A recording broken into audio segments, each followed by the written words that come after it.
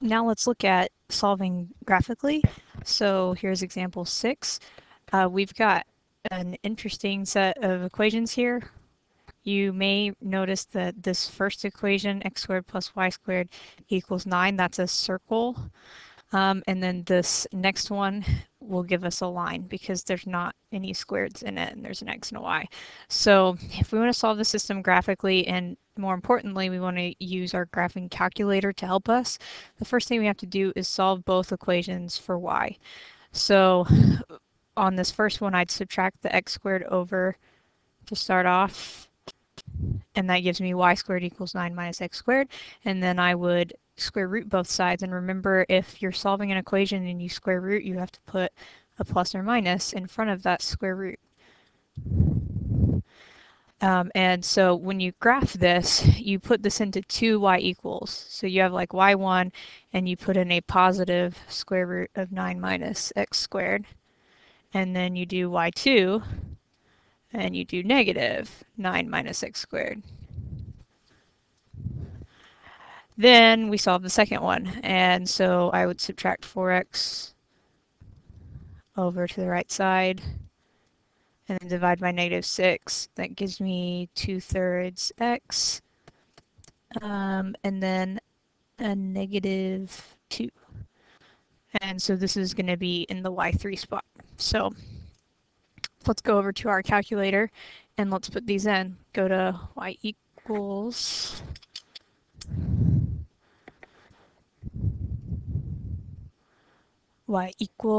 we're going to clear out what we have and put in second square root 9 minus x squared.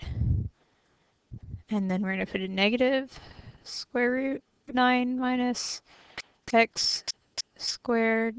By the way, you cannot simplify the square root of 9 minus x squared. It is not 3 minus x or 3 plus x. You have to leave it the way it is.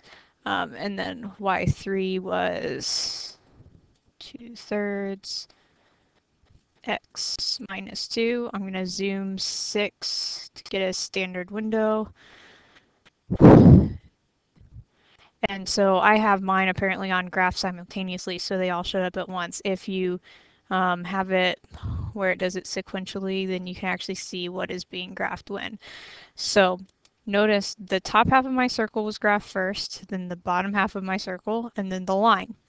Now when we find intersection points on our calculator, we go to second trace, and we go down to intersect, and it asks us first curve. And so we're going to start off by finding this bottom intersection because it's going to be easier to find. The first curve that we want is we want to pick either this part of the circle down here, or we want to pick the line. We do not want to pick the top of the circle because that's not going to tell us anything about this intersection.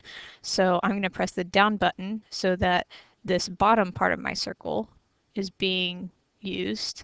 And then for my second curve, I'm using the line because those are the two things that are intersecting.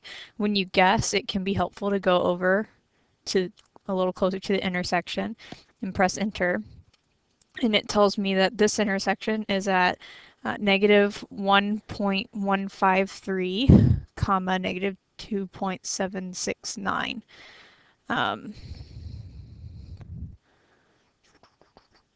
So negative 1.153 for our x, and negative 2.769. Okay, that's one of our points, but we've got another intersection. So the problem here is that this intersection is right here at 3, 0. That's what it looks like, at least, right? And we could even trace over here and get really close to it.